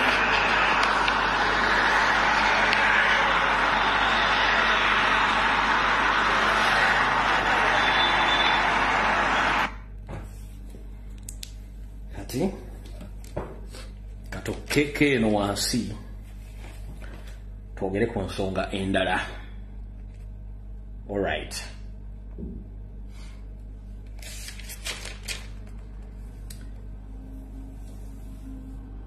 Njagala mumpulirize bulungi nnyo. Kansulira n'omukulembeze Robert Kyagulanyi Center mwatuuse bulungi. Njagala muwandiike ebigambo bino bye ngenda okwogera olwaleero. Buli omu bikokke mu vi obiwulira bulungi nnyo. Kavudde kwanjula katandise. Ambalamusizzaako mwenna bannankyukakyuka kansulenti buli bulungi. Mugyebale ko gye mutuusaako engalo. mwebale kulwana ntalo za ggwanga era mwebale butaggwa mu maanyi manya bamu mugira mu ggwamu amaanyi naye tetusobola kuleka ggwanga lyaffe bagira dditwala manyi bingi ebisoomozebwa bacomedians bangi abali mbebufuzi okuvuma kufuusa okuvuma okutyobola kufuusa okutyoboola ku mitimbagano naye ekyo si kye kizibu kyaffe kubafuga ababena byabufuzi tubimanyi naye wali okulera okolombeso wano nabagamba nti nze sina mukwano gwange mu nabyabufuzi kubanga mmanyi nti osava nti wa muweereza mpeereza service ze mbanjagadde that is it era jala bategeeza nolwemo mpulira bulungi nnyo mu byobufuzi mu nsi yonna tubikozesa okufuna abantu abagenda otula mu ofiisi abo kozesa sente z'obuwoomusolo okutuwa service nga babeesinga ku sente zaffe mu byobufuzi ebiri ku mutendera gw'ensi yonna tebajja kugamba nti waliwo omuntu gwe bayita senior politician taliyo no mu byobufuzi omuntu yenna asobola okukola kyalina okukola n'omuntu omukulu kyalina okukola omwana omuto asobola okukikola nga tugoberedde ssemateeka w'eggwanga munnabyabufuzi teriyo sibayita senior politician busimanya alina experience. There is no experience in politics and you don't have senior politicians. No. Anyone from anywhere can come and take over the office and deliver services. Nchiddamu tetulina ba senior politicians mbusimanyi nze ndiki no as long as nti amateeka wegali anyone can deliver. Waliwo ensi bagiyita Madagascar. Waliwo omusajja ali mukubi wa bidongo DJ nga bwolaba Shiro. Yagenda okulaba ng'ebyobufuzi mu ggwanga bitambula bubi. Shiro n'afuukira bannabyabufuzi zike. Shiro we Madagascar bamuyitanga Mark Ravamanana. Abaludde mu politics mumanyi kalujagadde ba example. DJ Mark Ravamanana wa Madagascar, if I'm not mistaken, yali DJ nga mukubi wa bidongo. Yavayo na challenge aba politician bonna erogedo kakananga yabagenda mu kalulu n'abakalulu. N'akyusa ensi eyo. Bamwita Mark Ravamanana, if I'm not mistaken. Baguno omutwe mu history mungi nnyo. Can't let nobody ajana gamba someone don't have experience. Simanyi he was a musician. Simanyi that what. No, anyone can use the law to liberate the country. That's what we are fighting for. Anyone who can liberate that nation from anywhere as long as he's a citizen of the country.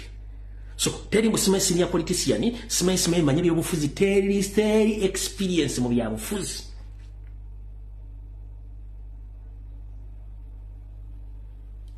As long as it is semateeka akwatiddwa bulungi n'amateeka n'ebiragiro nga gakolebwa etteeka ly'ekisoma kiri mukola.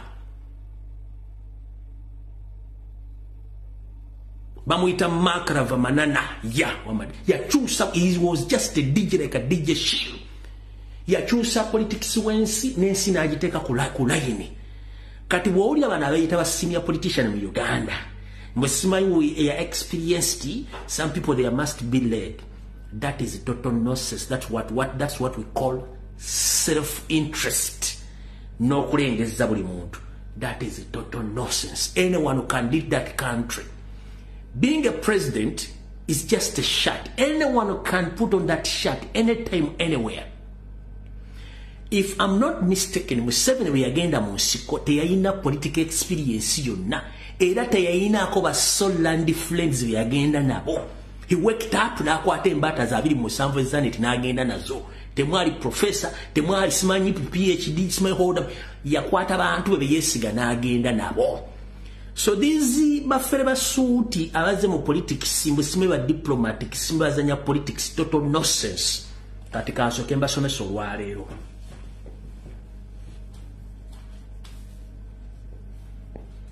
Ekizibu kya Uganda bakiyita Museveni.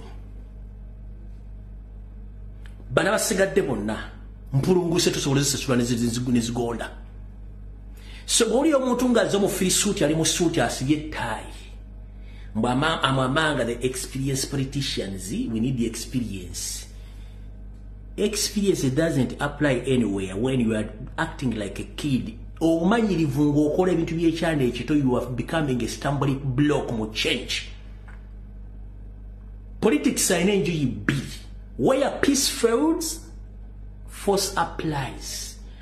Emirembe wejigana amanyi gakozesebwawo. Politics are enjoy. Where peace fails, force applies.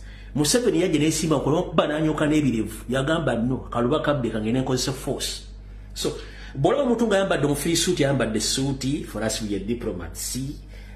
We don't come and fight in the parliament. We are experienced. We are going to teach people. Go and teach your mother and your grandkids.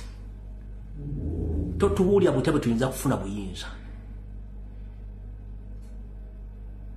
Okitegedde bulungi nnyo?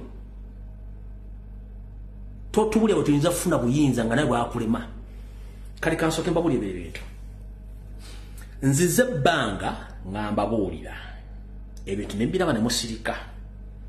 Mfunye rivalry okuva mu side abayita experienced politicians nga tebaagala kulya kulinnya ne bayita Lumbuye kubanga mbamanyi from in and out. Bano si bannabyabufuzi. These are job seekers.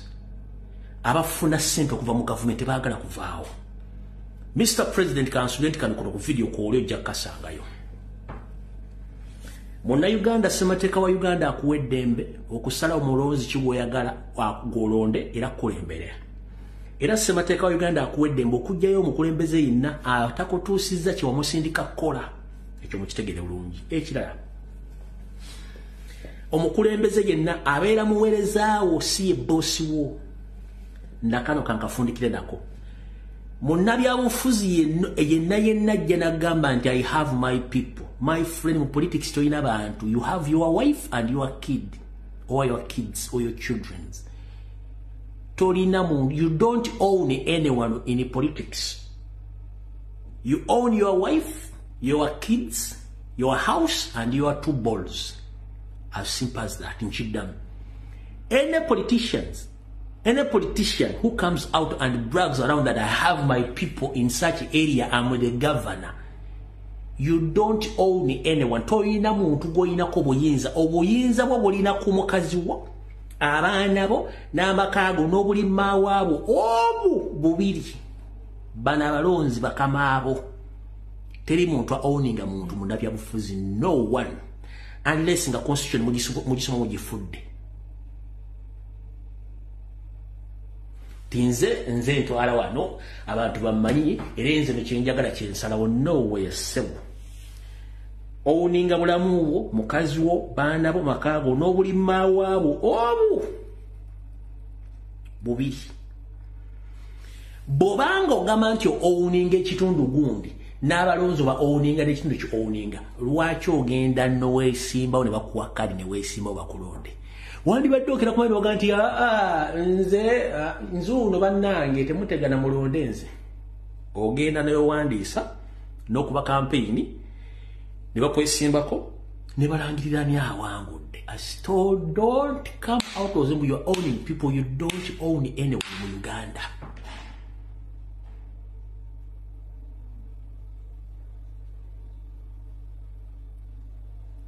Tolina muntu go owninga.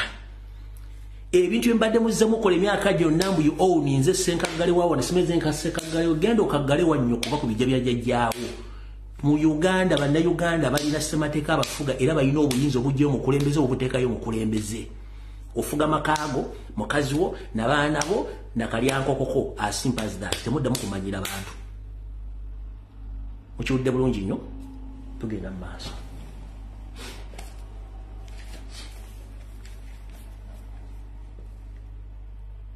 Nzize mbagamba era mugenda kubiraba. Nakano muli mukasale nga mukazanyira abantu. Nga nakava emikono gye gitawemera mu Wemba. Nasaba omukulembeze akyuse mitendera gyonna gy'obukulembeze. Naye azakikola mpola, which is okay. Kati omukulembeze ssebo njala kugamba ulize ebigambo bino. Kazimba mu lumuli omumanyi. Mr. President, kazimba mu lumuli omumanyi. Kyebayita kazimba mu lumuli okimanyi. Genda olize oluyimba lw'omugenzi omugenzi Kasozi yayimba oluyimba lwe bayita kazimba mu lumuli. kati sebo mukulembeze wange abasajja bali mukuzimbira munda mu kibiina kya NUP mukuzimbira munda muno bali mukuzimba structures okuva ku LC1 LC2 LC3 LC5 ku national level bazimbira mu bazimba structures nenga bazimba structures ezo bazikola nti eno waggulu obalemesezza kati baagala okuzimba bazimbe structures batuuke okugenda mu delegates conference nga bakozesa ssente za state okuba nti bajja kukubirawo akalulu mu delegates conference bo bayiseewo ekintu kyabwe bakuggyemu bateekewo bo gwe baagala bwe kinaaba kiganye balyoke bakole breakaway oba kyetuyita sabotage kudwe enough live example mwazirabika esigenda kuddayo sawa mukulembeze abantu bano wammanga bali mukuzimbira mu kibiina bazimba structures from LC1 mpaka ku national levels abantu bano bebamu bali mu kibiina basooka nga bakyali mu masettendekero okuli Makerere University bajjanga aba Younger Democrats oba aba UID ne bamala ne bafuuka aba Democratic Party naye nga ne mu UID bakyalinayo omukono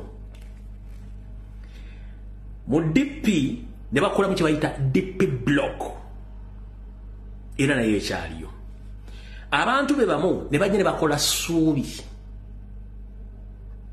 be bavaawo ne bakola walk to work be bavaawo ne bakola G7 bantu be bamu kati bali mu ffe bakola mu G20 gye twajja ne tulwanyisa nti tukuba G20 omutwe ne basooka bagozaayo the same people right now bali mu kuzimbira munda mpola nga balina ekigendererwa ekyo kusindiikiriza oba okusaanyawo ekibiina naye okalya ogunywanga n'ogufujja oba okalya kakaddadda bwe kiba kitegeeza kutandika kukola live ku makyano olw'eggulu nga nkuba basajja mmwe ngenda bakuba tukooye okulemesa enkyukakyuka first and foremost abantu bano kambasoma amanya n'abala bajja kwejjayo asooka Mr. President Robert Kyagulanyi Ssentamu mukama we kankutegeeza abantu bano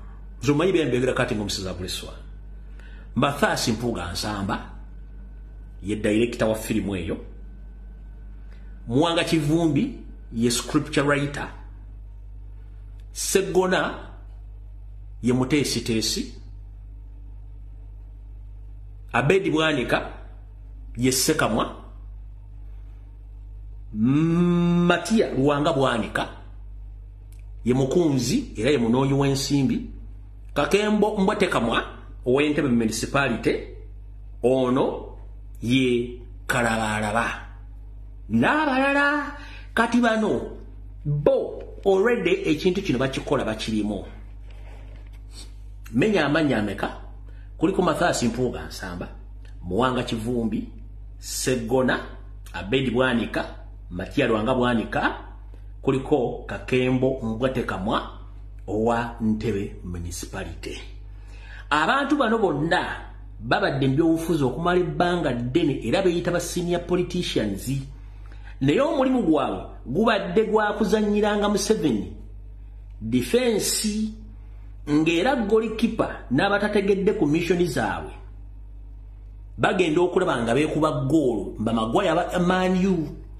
kati bano mu Nuupu bazze kujja kukola goolo ya Maradona gye yakuba mu 1996 gye yakuba Bungereza gye bayita golden omukono Maradona gye yakuba ogw'omupiira n'enywayo kati balina omupiira gwe baagala otuzanya ogw'okwekuba goolo abasajja bano naye ekisinga okunkwasa ennako ku basajja bano kikino wano wammanga bakuliridde emyaka naye tekuliwo ye yataddewo kye tuyita pure struggle resistance eva basetingawo ebintu byabwe ne basasulwa ne kikomaawo bannayuganda ne basigala nga bali mu suspense kati ekintu kye bagezaako okukola bagezezaako okuyita mu buli ango bakusuule bakulabise naye bakyalemeddwa kati balina kuzanyira mu structure zino ze bagenda okuzimba nga bakozesa taxpayers money kubabawa okuba nti bagenda tandika okukuba directly nga bakola ebintu bino naye njagala kusooka babuuza bataata baganda bange mwenna amanya gensomye basajja bano bali mu parliament nenga kubona tekuli aina kifo kinene mu parliament oba shadow minister oba shadow what no until Kyagulanyi Center mu came with nope abantu bafuuka ba leader of opposition abantu bafuuka ba minister bafunye buli kimu kye baagala so as we speak right now kiki baagala kubanga abadde byobufuzi nga tebalina kifo kyonna mu parliament nga bwe bali omusajja zze nabagamba katukwatire wamu tukole ekintu kino tukiguse nebo bakulaga balina kalika individualism ne kaspiritualism nti for us we are more experienced. There is no experience in politics as long as we follow the law and order. Leadership is just a mere shirt. Any person can put on that shirt as long as he is ready to deliver the service to Ugandans. There is no big deal being a president, being a leader. No. Anyone who can become a leader as long as he or she follows the laws of the country of Uganda. Sigo sasula omusolo, sigo lisaba na Uganda, sigo basasulia school fees. Omulimu is to supervise and to deliver the services, as simple as that. So when you come out, nina abantu, nina experience, wakali experience, ngabo wajikozesa di to liberate that nation. Ngabo wakozesa di experience you to liberate that nation. That's the reason as to why Democratic Party, my mother party, he had been there in existence almost imyaka jigenda 50. Yagatefugangako ate izo butafuga kubanga bo babadde ku kiri kikwate twambala amasuti tula omirembe mali ya juddene mu mukama tebalowooza ko as an option. Museveni eyajjane UPM bwe bamukuba akaluka ate keyetawamu n'atasembera ddala yagamba no tukozese plan bweti n'agikola n'emakiwalinga. Ffe tugamba tulina programs nyingi omuli neza country-wide demonstrations, but when we come out with such plans, among these people tekuli n'omu akola post kugamba bantu mu constituency it is time let us mobilize to Jacob Museveni. No one comes out. Mu parliament mu America bantu bekubengumi era shabe bekubengumi nga bafunye butakanya ku nsonga ziziyamba abantu ba bulijjo. So when you say that this politics wa kulinya mmeza mukulu emeza bazirinya bakuba n'emmeza mu America bakubbe emmeza bajje mu kino ekinde jamu ekituli. Kubanga it's a matter of national importance. Nemu abafirisuti bambala amasuuti ng'ekiro mutambule mugenda mukola diviza mu mutulemesezze eggwanga ate temwagala boogerako kubanga musobola okufuna sente omuntu ajjayogerako defending. And I'm here to warn all Mpuga's lawyers n'abalaba basitandise okujja ku social media nga mwogera nga banyedde ettonto. Bakulu ffe tetulina mikwano mu politics. Twetaaga nsi esinga obunene ku busente bw'oba okujja okutandika okudiferinga abasajja. Tulina kyemuna kye babamanyi.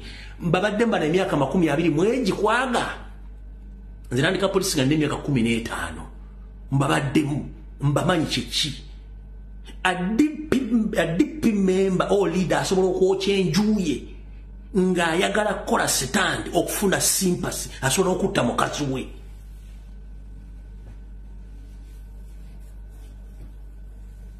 I don't tolerate nonsense, but abasajja mbamanyi. So if you want to blame me, kubanga I've exposed these people, go slow, nja kwalya.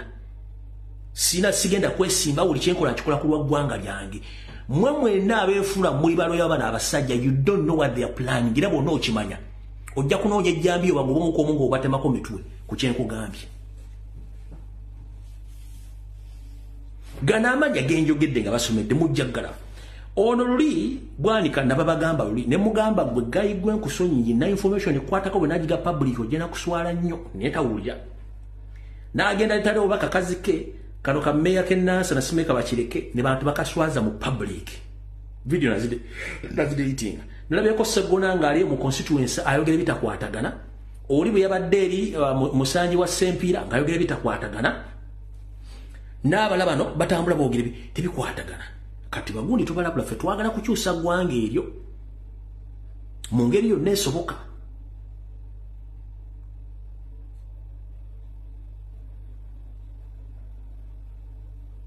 Abantu bakoye okubeera mu diaspora, abantu bakoye okuyisibwa mu mbeera embi. ettaka balitwala mbadde ku social media kuno nga njogera ensonga z'ettaka ez'abalaalo nenjogera ez'omu east nenjogera ez'omu west nenjogera ez'omu north nga taliime bapa okujjako Lutamaguzi Ssemakula yekka it's on record abadde ayogera ensonga ezo. Mukulu abasajja ba DP block njagala basala ekigambo kimu bwe mba muyina mo experience kumwe mwenda bimenya amanya. It is very easy and simple. You can open your own political party. Nemutolekere yaffe gye muyite yabayaye. All along you knew that noob stroke people power is the revolution movement. Erin noob is just a unable center. Naye people power gubadde musinde gwa bantu banchuka era nga ffe tetwagala kumanya mwajja mukimanyi kati mugamba temwagala politics wa kiyayi DP block ekyaliyo DP jeri subi jeri G7 jeri. It is very easy and simple. Just resign nga temwagala bogerako mugende mu gentle politics gumwagala mutuleke ne mission zaffe zaki eza revolution feze tulimu gentleman's politics oyo mulimu. No, it's a big no. Mwajja mukimanyi nti nope oba people power musinde gwa revolution.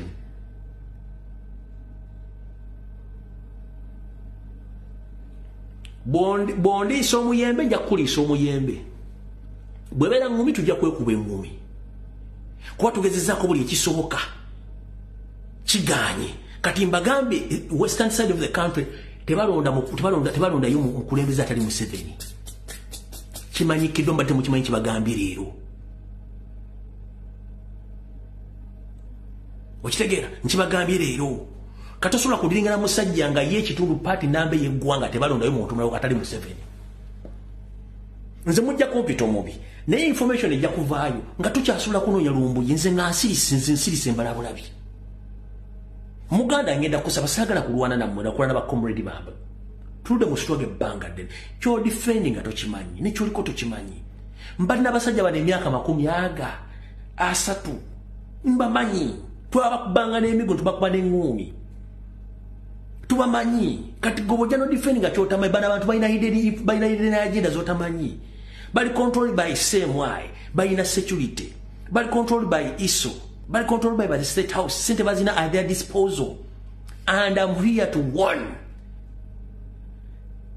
BBS telefaina engwa ya mweri mukwe eyambadde CBS telefaina engwa CBS radio okugwa kwa mwe kuli mujia akaminya ka DP block akefront kali smart kaba wensimbi okubakozesa basebo ne banyemo ba advertisers ba business partners bagala change. As we speak right now okusobola kwa kyankalanyi due to the poor governance ebiri mu ggwanga so abantu abasinga obungi bagala change lwakuba nti basiise era bombi befuza byofuza sibiri munenga yagala change. Genda maaso nga mukyaza abana ba DP block nga bakuba Kyagulanyi nga muwagira mutambula Buganda yonna muteka wansi Kyagulanyi mu promoting abana abantu kuba that is this era nabagamba baba wa sente mu kikole mbalabula akaledio kamwe kagenda kugwa nga New Vision byagudwa kwata bazagala kibagamba ka TV kama kagenda kugwa ngendera zona bwezigudde nga tebagala ninga muga kite abantu bagenda bajja ko bulango ba present abali ku ba veeko bikwe biveewo ekikija very soon kibagamba mumugende maaso mbabulira mwagala okwogera ku nsonga za Buganda n'ensonga za Ssaabasajja Kabaka n'enzija n'enzeyiba mpaka lwenzigusiza na kino kyemuleta abasajja ba DP block ne batandika okweyogezanga olwano bako ne bakola buli kyebaagala nga basasudde ssente mugenda kusuula kaleedi yako ne ka TV mbukube wansi kubanga mwe kyemwagala buli muntu mu Uganda ayagala change lwakuba asirise babatiisa ne batya fe aboogera tujja byogera okitegeera kati mutandika okusupportinga akabinja kaabwe ka DP block abajjira mu masuti abafere suuti mujja kitegeera.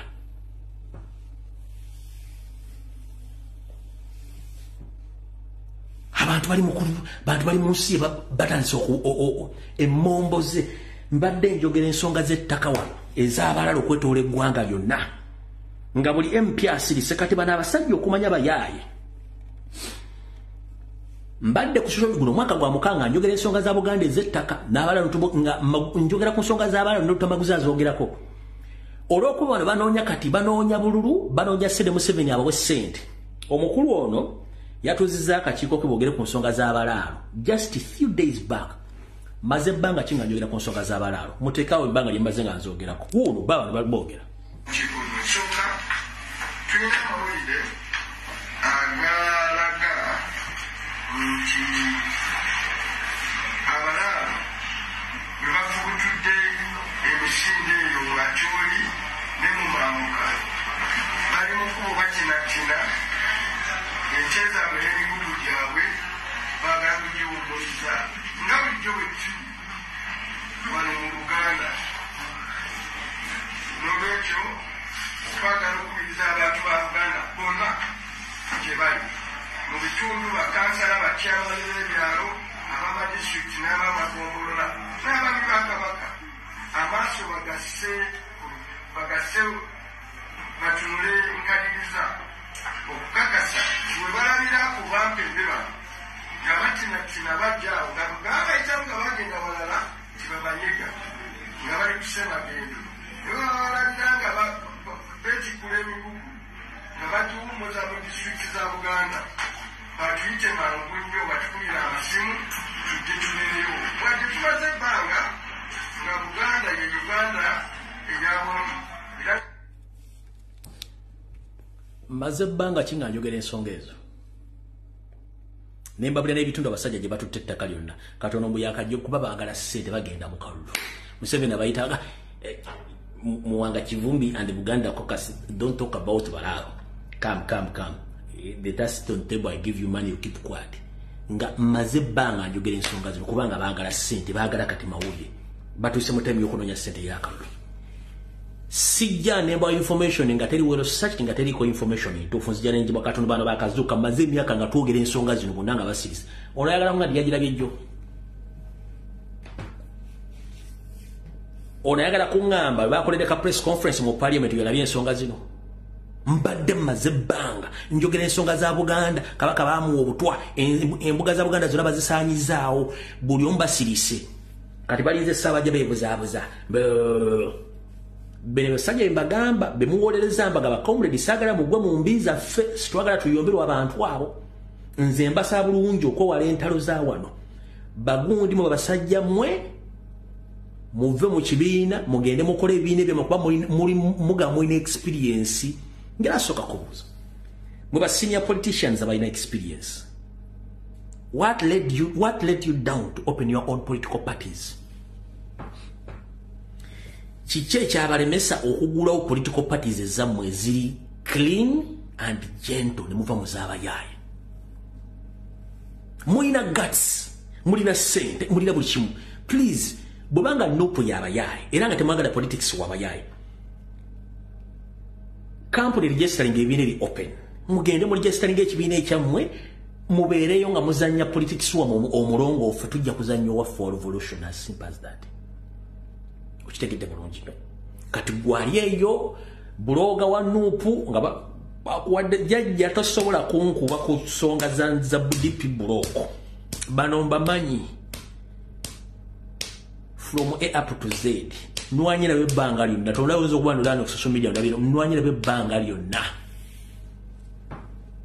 kati gwe kibali mu kuzimba tokimanyi naye okwate simanange ate simanyi tuleme kulaba makulu ani mukulu wano wala mukulu akulira essabo gomanyi kye bakola nga tonna bawolezi babuuze tubanjiza ba comrades emyaka gyonna bagenda kibuukira noddujuzi bakikomya luddawa era Ssenyonyi byadde agenda okuwaba ne sekutale gye ne sekutale babadde ludda babadde tebaliiwo tebagenzeeyo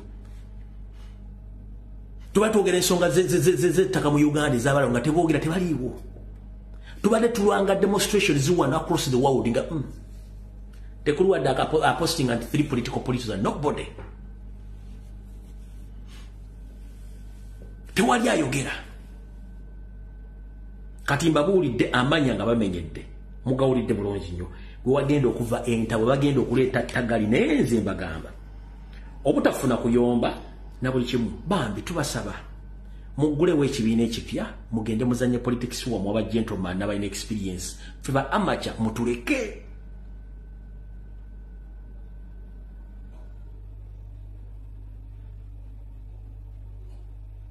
kubanga mbadde mu parliament nga tewali yali abapointinze ku committee yonna until Kyagulanyi yajja n'abapointinga ne mufuna ebifo and you don't appreciate bemba mwagala change nga mwagala change muino tambulya kumanyi g'abantu ge baagala but you don't post temwena kye mwogera just muoza kimu fulasi twagate tukola politics w'abayayi so bobanga olina abayayi nga tobaagala please mugulewo ekibi ate nga nkimanyi just yamukwate mpuuga okimanyi nkimanyi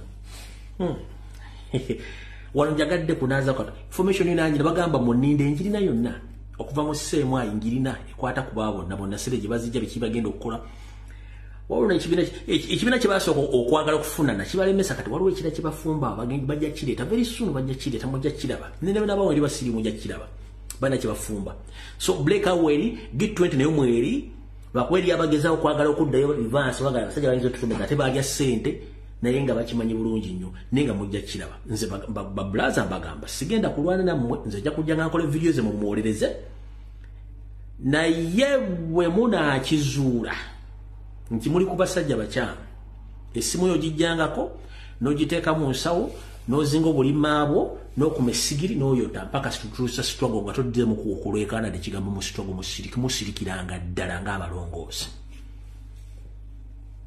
bano bamanyi gwe ngusomedde kuva mu UID nga bali Makerere ne bajja ne bayingira DP ne bajja ne bayingira DP block ne bajja ne bakola Suubi ne bajja ne bakola G7 ne bajja ne bakola okutuwaaka owulira ne bajja ne balwana ate kyembadde nebidde kikino ne wankubadde omusajja oli saamwagala Mawobe yatugambire openly yagamba you think I'm suffering for nothing. Nope, you will see those boys, you see those people. They are going to destabilize each and everything. You think I'm joking? They have been disturbing DP. Now you wait, they are going to sabotage each and everything. That was Robert Mao video jeziri. Yabaga mujja balaba mujja batege. Oyali Robert Mao ngatana kitu na mwena. Yabaga mujja balaba. Byali gabya Robert Mao sibyange. Nze naye nalimbe bagambi.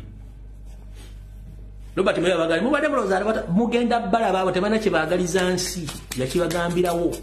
Genda video Robert Mao bateriyo jeri ku social media wako ku YouTube jagisangayo ngabagamba. Muloza bale batawanyaza nze kabagenda kujja mugenda bagenda kuwatawanya buli kimba kiwe. Ekizibu ky'abasajja bano ekisoka kiriwe kiti 1 bamanyi nti bamanyi nenga tebamanyi ekyokolo bamanyi baasoma naye tebayiga ekyokusatu ekisinga obukulu balowooza nti bwe baali bamanyidde ebyobufuzi biringa beboogera ku TV ku radio na buli wamu Uganda weekyali ekyo kyasinza obaleetera obuzibu nti buli muntu yina kati asobola okukwata essimu yina ayogera ekigambo ky'ebyobufuzi ye kyeyandibadde ayogera kati ekyo kibali obwongo bebuuza who are these people, who are these boys, batuyita n'aba boys kubanga bafuna ssente mu bufere bwabwe ebyobufuzi bafere suuti ne bazimba zi mansions ne bazimba za arcade kati balowooza ffe boogera tuli baguba that's batuyita bagundi batuyita ba hooligans. No, we are not hooligans. Once you were hooligans and I know and it's on record namwe mwali ba hooligans mu UID ekyo nkirinako n'obujulizi.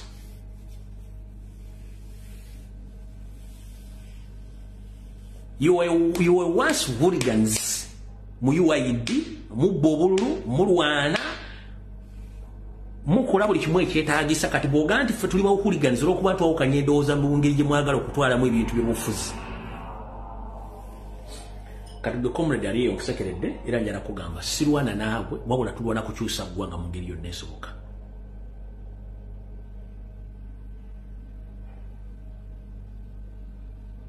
Okitegere muganda wange sirwana naawe. Defend your bosses according to what they do. Kubanga tomanyi kye bakola. kitegedde siri wano kusanyusa buli omu ndiwo kubategeeza kimutamanyi ekigenda okujja ate ng'olwedde kiri mu kutambula abasajja bali mu kuzimba structure baagala kuba Kyagulanyi kuyuza kibiina kino era nabo duration tuva kati kutuuka mu gw'omukaaga omugw'omuna kuba balina okwejjayo okutandika okupreparinga constituency zaabwe okwesimba okuyita mu bumyufu ki byonna birina okujja within that period mujja kuwulira kimujja kugala Lumbuye omusajja abyogera nze nga ndi eno kuba nze sina kyenjagala nwanirira eggwanga lyange sina kifo kyenjagala nze singa eggwanga likyuka nga service ziteka ku bantu babajagaza ati sina kyenjagala no twetaaga buyinza by all means nego gambo simena nasoma na degree na PhD nze ndi munamateeka Museveni yagenda munamateeka ni musiko yakwata abantu babiri musanvu naagenda ne kati Bamwefulide ndi mwasoma muli mukola sabotage mukuba wetu tumanyi land friend gwe mwe kati ndo kamba bulira mfundikira nakana Museveni yakugamba abiri mugu mutejja kuba position ili akimininga ngakimanyi pressure je mu defending ate mujimanyi mu defending Anita Amongi kati gwe comrade yakola video ngo defending abana Abasajja you are defending Anita Amongi indirect without knowing nchiddamu gwe comrade yakwata simu no defending abana Abasajja you are defending Anita Amongi indirectly you are defending chieftains of military intelligence indirectly or direct you are defending Museveni direct or indirect without knowing you are defending Wasanya Karup Charles Mayiga indirect or direct without knowing because are the forces behind those so-called politicians or experienced politicians. And you know who is backing all those organizations. It is Museveni. So comrade, you are defending Anita Amongi indirect or direct without knowing. You are directing chieftains of military intelligence knowing or without knowing. You are defending Museveni in Nope without knowing that you are defending him. And you are defending Mayiga and his group in Mengo without knowing. Stop your nonsense, Mukolebi Dako. Preach the gospel of change. We don't defend anyone here. Unless in the money constitution that we use power belongs to people, not to politicians. Politicians are just servants, like any servant, or any houseboy, or any house girl. Who are the leaders? These are job seekers. Mukawa bankumira tusinkane ku Rocktown sawa busy.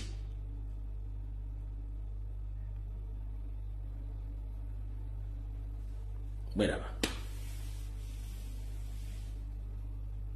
Yo, this is Bobby Wine straight from Uganda. Ewaffe, Uganda. Big up that YouTube channel. Subscribe.